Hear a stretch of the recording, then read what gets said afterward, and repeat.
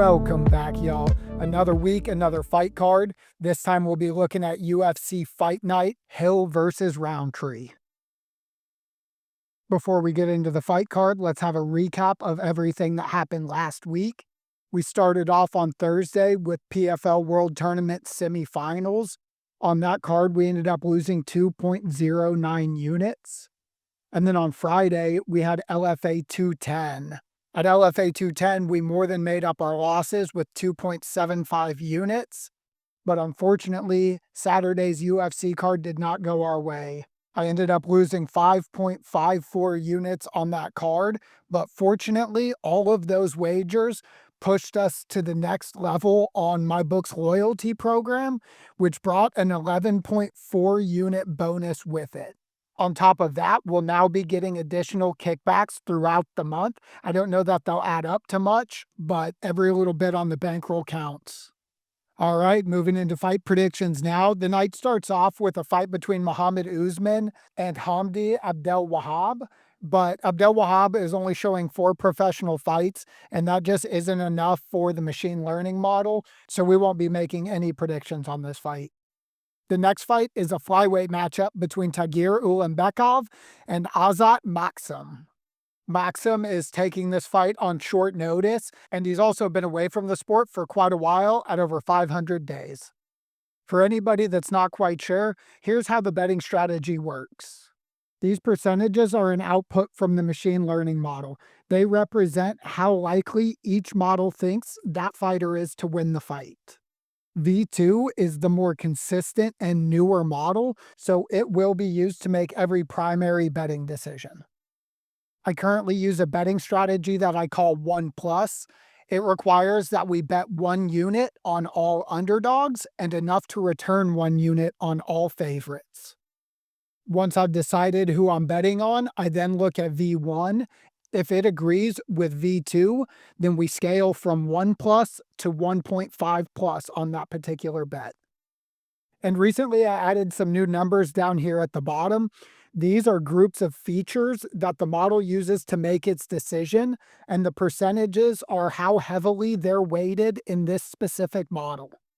It could be in your best interest to decide whether or not these features make as big of a difference as the model thinks they do, and potentially change your bet sizing or your bet altogether based on your own opinions. For example, on this card, record is weighted at 21%, but you could look at Azat's fight record and say that being 1-1 in the UFC, where Tagir is 5-1 in the UFC, you may want to lean Tagir's way here if you think that UFC fights matter more. My current strategy is to bet exactly what the model says, so I'll be taking Azat Maksum for 1.5 units. Our next fight is at women's bantamweight between Claudia Saigula and Irina Alekseeva. In this weight class, the model seems to overwhelmingly favor time-based metrics, and Claudia is much younger with an 8-year age gap between them. On top of that, Irina's been away for over 600 days. As an interesting side note, they both lost to Melissa Mullins in their last fight, Claudia by second round ground and pound, and Irina lost by unanimous decision. The model does give nearly 26% to attributes like height and reach, but even though Alekseeva has a 7-inch reach advantage, that isn't enough in the eyes of the model. It's taking the underdog, Claudia Saigula, at plus 215, and I'll be betting 1.5 units on it. Speaking of Melissa Mullins, she'll be taking on Daria Zalesnikova in the very next fight, also at women's bantamweight. These two have fought before. In 2002, Melissa was able to win by ground and pound with just 1 second left in the first round. Other than that, I'm not sure how V2's making its decision here. Daria seems to have the advantage in age, height. There is no difference in reach. Last fight is essentially the same.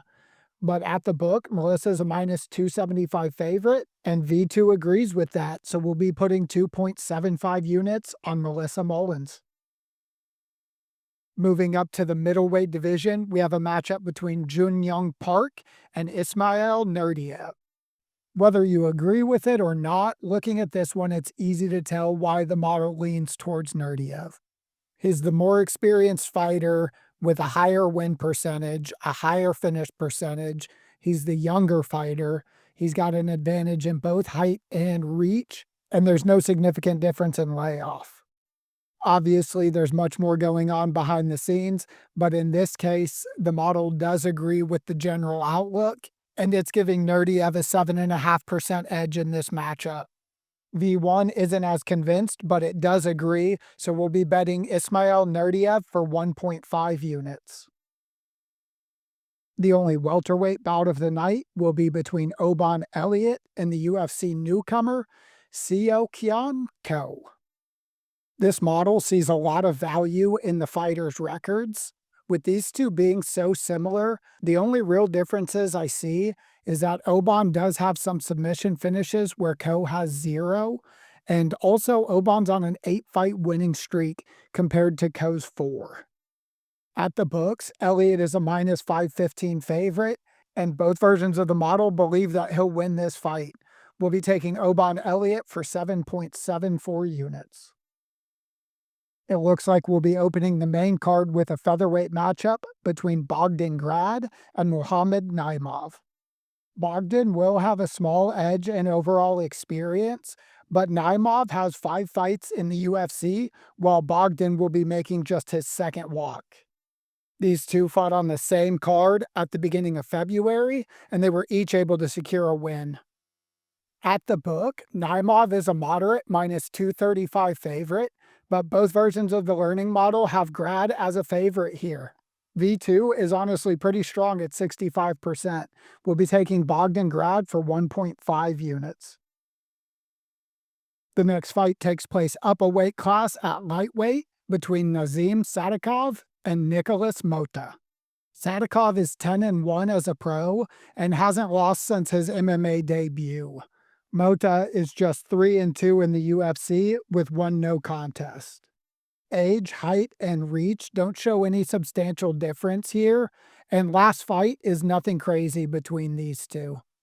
I think Sadikov's win percentage and win streak are the big difference makers here.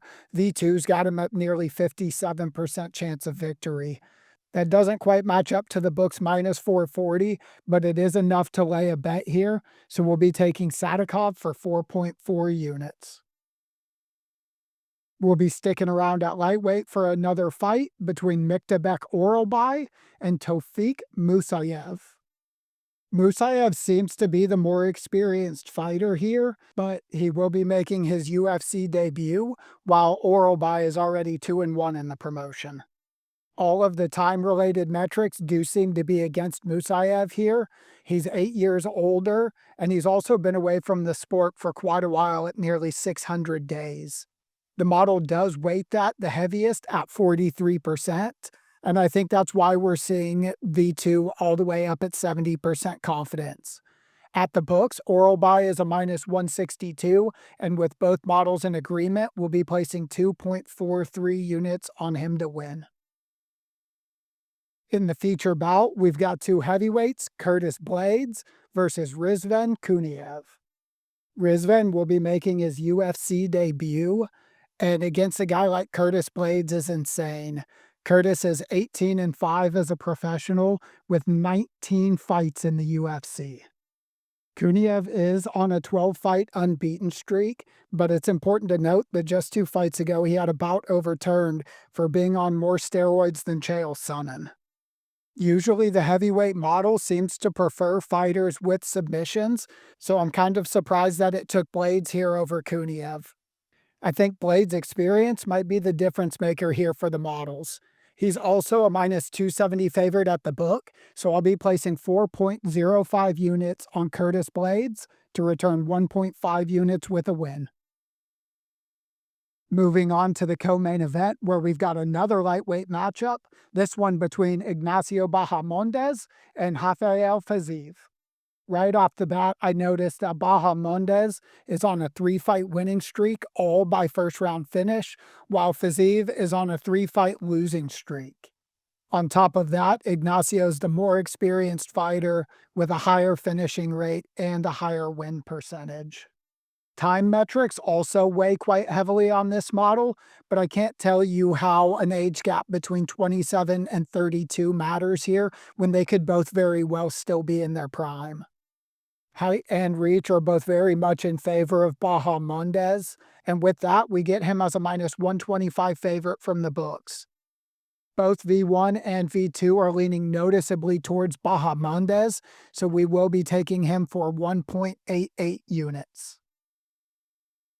Finally, in the main event, we've got a light heavyweight matchup between Jamal Hill and Khalil Rountree Jr. This is the third time that this fight's been booked. Almost exactly a year ago, the fight was pulled when Khalil was suspended, and then again in April, Jamal pulled out of the fight. On paper, it looks like Jamal has all of the advantages. He's got a better win percentage. He's a slight bit younger. He's taller. He's longer. He's making a more normal turnaround. But at the same time, he's got 3 KO losses, and 2 of them came in his last 2 fights. At the same time, Khalil's had a decent layoff after a recent KO, and he showed how resilient he can still be. The books have Jamal as a small underdog, and in my opinion, he should be a much bigger underdog. But I don't make any decisions around here. V2 of the model thinks he has a 59% chance of winning, and V1 agrees. So I risked 1.5 units on Jamal Hill. That's all of the fights currently on this card, so let's go ahead and take a look at the totals. Out of 12 fights, we were able to make 11 wagers. Of those 11, 6 were on favorites and 5 were underdogs. I don't know how we ended up in this position, but 4 out of the 6 favorites are upscaled to 1.5 units, while all 5 of the underdogs were upscaled to 1.5 units. Our total risk is pretty low at only 30.75 units, and our potential profit is 23.59 units for a 76.7% ROI. We've still got a lot more going on this week with the PFL tournament and LFA, so check the Patreon link in the description below if you'd like to follow along with those. Either way, thanks for watching and good luck on all of your bets this weekend.